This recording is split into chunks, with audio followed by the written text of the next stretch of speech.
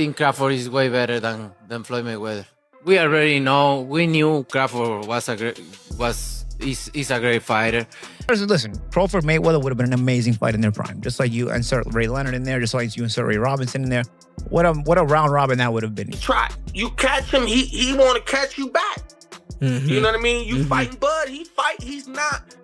Bud's not running from nobody. You know what I mean? Yeah. And that's where I felt that I had the upper hand in our competition.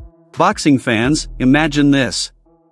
Terence Crawford at 37 years old moves up 2 weight classes, challenges Canelo in his prime, and makes history that nobody thought was possible. Some legends say Crawford is even better than Floyd Mayweather. But is he really the greatest of all time? Stay locked in, because what you're about to hear will shock the entire boxing world. Canelo reacted to Terence Crawford accepting Floyd Mayweather's fight offer by warning that Crawford would finish him in the ring. He admitted that Crawford is the better fighter today and deserves full respect for his achievements. Canelo praised Crawford's skills, timing, and discipline, saying he has proved himself across different weight divisions. According to Canelo, Crawford has already earned the respect of fans and experts, showing greatness that cannot be ignored. I think Crawford is way better than Floyd Mayweather. We already know. We knew Crawford is a great fighter, and I did what I supposed to do, right? I tried for every way, and I trained really hard, and he deserved all the credit. No, I try my best tonight, and I just cannot figure out the style. Was it something specific, the movement or his speed or power, or what? Was there something you could put your finger on that gave you the most trouble? Everything. Okay. He have everything. You know what? Sometimes you try and your body cannot go, right? That's my frustration. Maybe I can figure out Crawford, but my body cannot go anymore. So I try it, but my body just not let me go. And you need to accept it. That's it. He's a great fighter. He's a good fighter. He know how to move and everything. Coach Garage Hackett shared his thoughts on Canelo's comments. He reminded everyone that when Canelo fought Mayweather at just 23 years old, he was still young, inexperienced, and not fully developed as a fighter. On the other hand, Crawford faced Canelo years later, when Canelo was already one of the best and most dangerous champions in boxing. For Hackett, that's what makes Crawford's victory even greater. It wasn't against a young prospect, but against the prime version of Canelo, the complete fighter. Heard that what I think is, when Floyd beat me, I was 23, I wasn't polished. When Bud beat me, I was the man. I was the man. And he beat me fair and square. He beat me at my game and he beat me at his game. That's why Canelo said that. Do I believe that? It's tough to believe. We're not going to ever see Bud versus Floyd. And it's crazy. It's crazy because I would love to see that fight, but I know we're not going to see it. But I can only take Canelo's word because he's the man that's been in the ring with both of them. But I understand why he said it. I was a kid when I fought Floyd. He wasn't a kid literally, but he was young. He was young. There was a lot he didn't know. There was a lot he didn't understand about boxing that he later on learned and got better.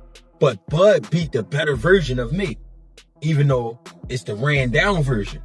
I'm saying that because it is some wear and tear there with Canelo. I've been saying it the whole time. When a guy got almost 70 fights in current time, with all those big camps he's been doing and all that, trust me, it's some wear and tear there. I'm not making excuses for Canelo. I'm just saying. I do give Bud his credit though for beating Canelo, and Canelo understands I am a better fighter today than I was back then.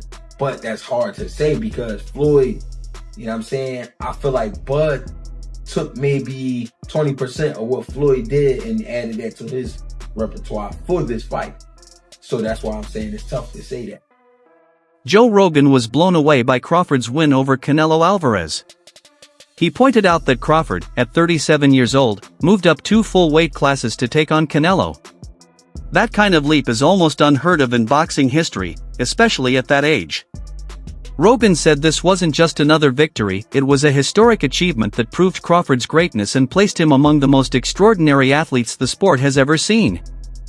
It's like, you're watching, like, wow, towards the end, towards the final rounds, really started getting comfortable and really started putting it on him. I'm like, this is amazing.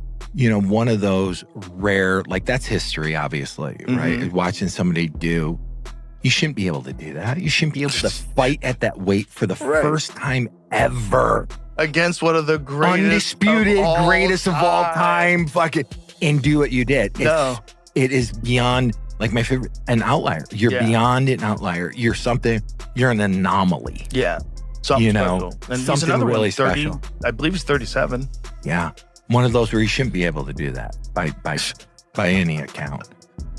By any account. 37, my body was so wrecked. I'm like, fuck you. You know, I could barely go bowling. Paulie Nalignaggi joined the debate about who was greater, Floyd Mayweather or Terence Crawford.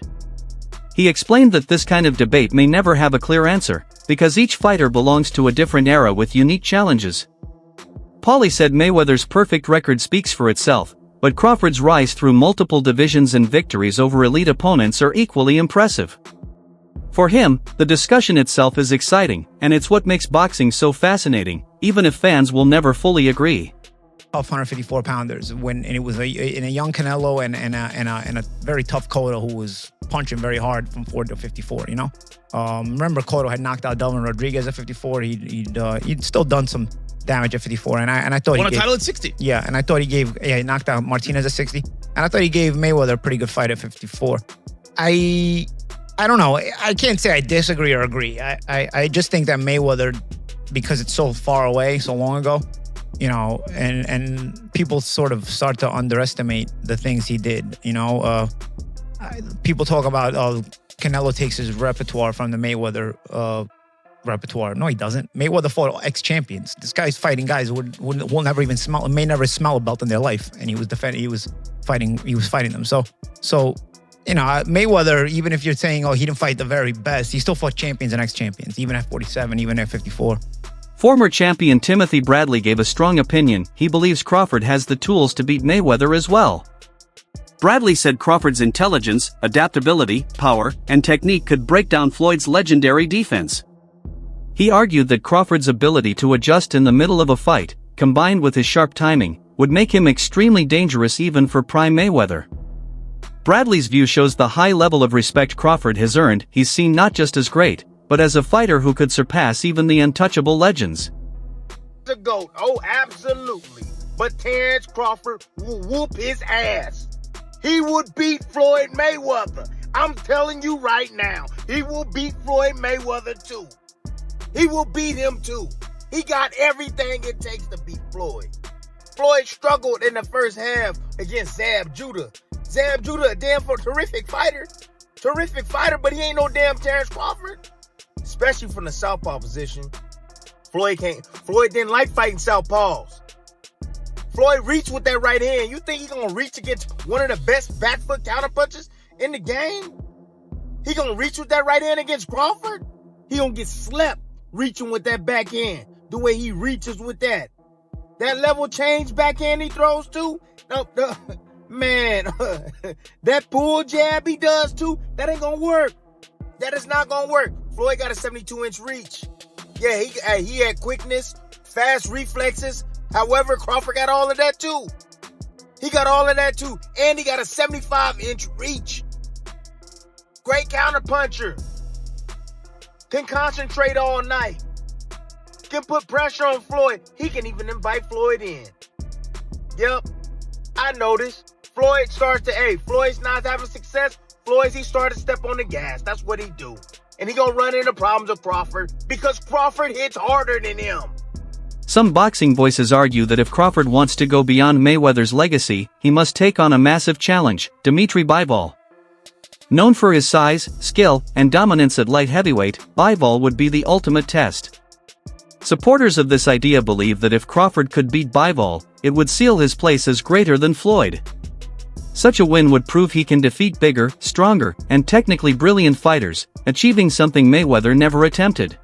Eddie Bivol, but next, and so strong. That's what I said. Them dudes gonna get you. If you truly beat Canelo, why not instance of boxing? Like, Bivol was the only dude to beat 2 undisputed active champions. Like, he beat Canelo as an undisputed champion, and he beat Better Beef as an undisputed champion. Bivol, historically, might go down as one of the greatest to ever do it. If you beat Bivol and you beat Canelo, I mean, Crawford might have surpassed TBE in Floyd. Floyd has never beaten someone as accomplished as Bivol. And forget about accomplishments like perceived threat. Who's Bivol on Floyd's resume? Reports also suggest that Crawford is aiming to make history by becoming a 6th-division world champion. Very few fighters in boxing have ever managed this. Already famous for dominating multiple weight classes, Crawford's desire to climb higher shows his hunger for challenges. Moving up to middleweight would mean fighting naturally bigger and stronger men at 160 pounds, which excites fans who want to see if he can succeed at yet another level. And Terence Crawford and his team stated that if he does stay in the sport of boxing and he does move down, he's not going to drop down below 160.